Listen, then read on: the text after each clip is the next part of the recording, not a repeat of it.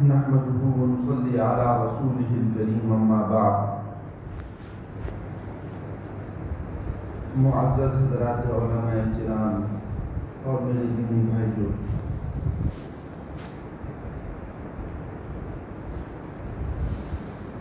حضرت والا یہاں تشریف فرما ہے اور حضرت مولانا رفیق صاحب دامت برکاتہم العالیہ نے حکم دیا کہ حضرت کا کچھ تعارف پیش کروں، اس لیے آپ حضرات کے سامنے حاضر ہو گیا. حضرت والا جو یہاں تشریف لائے ہیں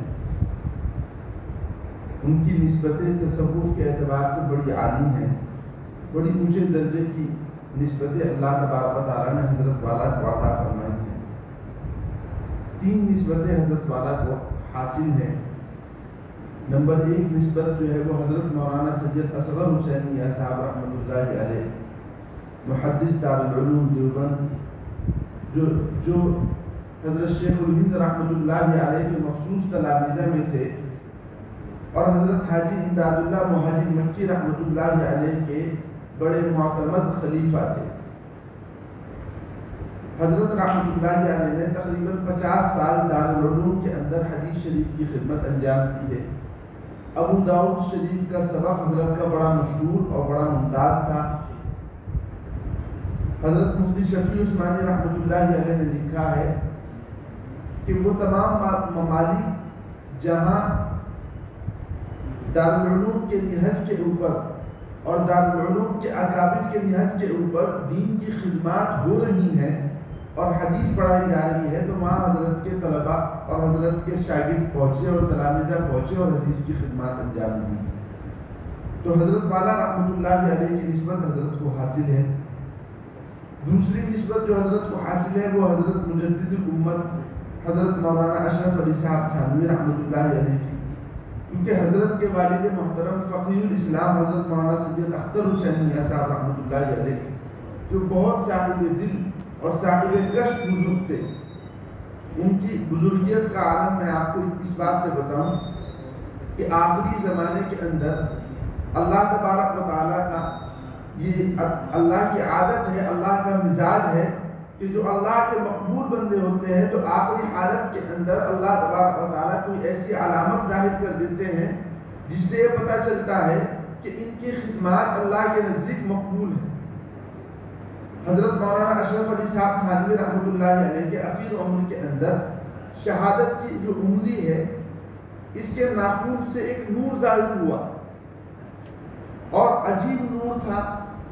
اس زمانے کے جتنے بزرگان دین تھے سب نے یہ کہا کہ حضرت نے چونکہ عظیم الشان تشریفی کارنامہ انجام دیا ہے، وہ اللہ کے نزدیک مقبول ہے، اس لیے اللہ تعالیٰ نے یہ کرامت ظاہر کی ہے. اسی طریقے سے حضرت فقیر الاسلام رحمۃ اللہ علیہ انہوں نے 55 سال دارالعلوم دیوبند کی خدمت انجام دی، بے لوث خدمات انجام دی ہے. تو حضرت والا کے اخیر عمر کے اندر کمر میں ایک زخم ہوا، چھوٹا سا زخم، اس میں کوئی تکلیف نہیں تھی. تو اطباء اس زمانے کے جو ماہر تھے حضرت حکیم عبد القدوس صاحب رحمۃ اللہ علیہ جو حضرت شیخ کے معالجین میں تھے، وہ آئے اور انہوں نے علاج کرنا چاہا تو حضرت نے منع کیا، لیکن انہوں نے اصرار کیا کہ علاج کرنا سنت ہے، اس لیے آپ کو علاج کرنا چاہیے اس کا. تو جب انہوں نے علاج کیا تو اس زخم سے چمیلی کی خوشبو پھیلی اور گھر کے اندر جتنے لوگ موجود تھے انہوں نے اس چمیلی کی خوشبو کو محسوس کیا. اس وقت جتنے دارالعلوم کے اساتذہ تھے، حکیم الاسلام حضرت مولانا قاری محمد طیب صاحب رحمۃ اللہ علیہ اور دوسرے اساتذہ جو موجود تھے، سب نے کہا کہ چونکہ حضرت والا اللہ کے مقبول بندے تھے اس لیے اللہ نے بطور کرامت کی یہ چیز ظاہر کی ہے. تو حضرت فقیر الاسلام رحمۃ اللہ علیہ بڑے اونچے درجے کے بزرگ تھے اور حضرت مولانا اشرف علی صاحب تھانوی رحمۃ اللہ علیہ کے تربیت یافتہ تھے، انہی سے اجازت یافتہ تھے. اس لیے حضرت کو دوسری نسبت جو حاصل ہے وہ حضرت مولانا اشرف علی صاحب تھانوی رحمۃ اللہ علیہ کی. اور ایک تیسری نسبت جو ہے جو بالکل الگ ہے اور اس کا بھی بڑا عالی مقام ہے، یہ ہے حضرت میاں جی منع شاہ صاحب رحمۃ اللہ علیہ کی نسبت. حضرت میاں جی منع شاہ صاحب رحمۃ اللہ علیہ بہت اونچے درجے کے بزرگ اور اللہ کے ولی گزرے ہیں، جنہوں نے دارالعلوم کی پہلی اینٹ رکھی ہے. جس وقت دارالعلوم کی پہلی اینٹ رکھنے کا موقع آیا تو حضرت مولانا قاسم صاحب نانوتوی رحمۃ اللہ علیہ، حضرت مفتی رشید احمد صاحب گنگوہی رحمۃ اللہ علیہ، حضرت حاجی عابد حسین صاحب رحمۃ اللہ علیہ، حضرت حاجی امداد اللہ صاحب مہاجر مکی رحمۃ اللہ علیہ اور دوسرے اکابر اساتذین علم و فضل وہاں موجود تھے، ان کی موجودگی میں حضرت نانوتوی رحمۃ اللہ علیہ نے فرمایا کہ آج اس مدرسے کی سنگ بنیاد ایسی شخصیت سے رکھواؤں گا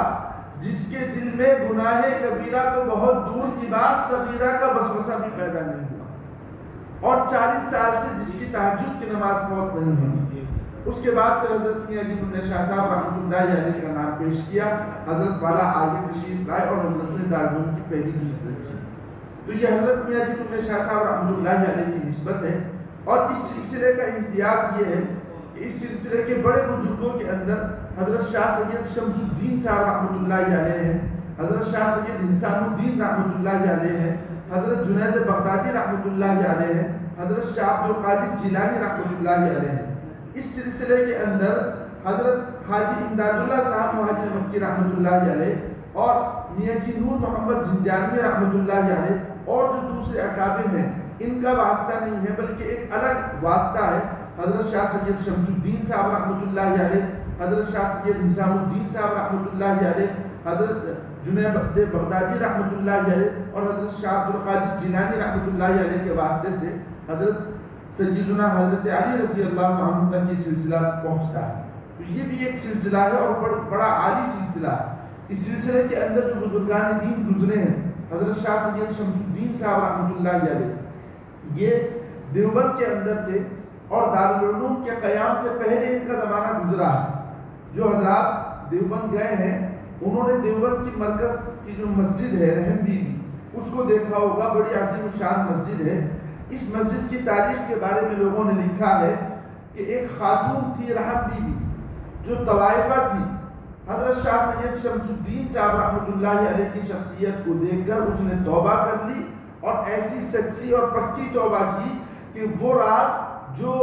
لوگوں کی آنکھوں کی تسکین کا باعث بنتی تھی اور لوگ لذتیں حاصل کرتے تھے اس خاتون سے، ان راتوں کے اندر وہ اللہ کی عبادت کے اندر گزارنے لگی اور پوری رات اللہ کی عبادت میں گزار دیتی تھی۔ بڑی تاجرہ تھی، تجارت شروع کی اس نے، جو پیسہ آیا تو حضرت شاہ سید شمس الدین صاحب رحمۃ اللہ علیہ سے کہا کہ حضرت والا میں چاہتی ہوں کہ کوئی ایسا کام ہو کہ میرے مرنے کے بعد بھی مجھے ثواب ملتا رہے۔ تو حضرت والا نے فرمایا کہ مسجد بنا دی، وہاں مسجد بنائی رحم بی بی کے نام سے، اور اس کے اندر پھر اللہ تبارک و تعالیٰ نے بعد میں مرکز کا نظام قائم کیا۔ حضرت مولانا سید خلیل حسین میاں صاحب رحمۃ اللہ علیہ جو ہمارے خاندان کے بڑے اونچے درجے کے بزرگ ہیں، انہوں نے اعتکاف کیا، کئی سو لوگ اس اعتکاف کے اندر بیٹھا کرتے تھے۔ تو میرے بھائیوں بس عرض یہ کرنا ہے کہ حضرت کی نسبتیں بڑی عالی ہیں، خاندانی طور پر بھی اور تصوف کے اعتبار سے بھی حضرت کی نسبتیں بہت عالی ہیں۔ تو ہمیں جہاں تک ہو سکے حضرت کی فیض صحبت حاصل کرنے کی کوشش کرنی چاہیے، لمبی چوڑی تقریر یا گفتگو نہیں کرنی، بلکہ مختصر انداز میں حضرت کا تعارف پیش کرنا تھا۔ اسی بات پر میں اپنی بات کو ختم کرتا ہوں۔ آخر دعوانا الحمدللہ رب العالمین۔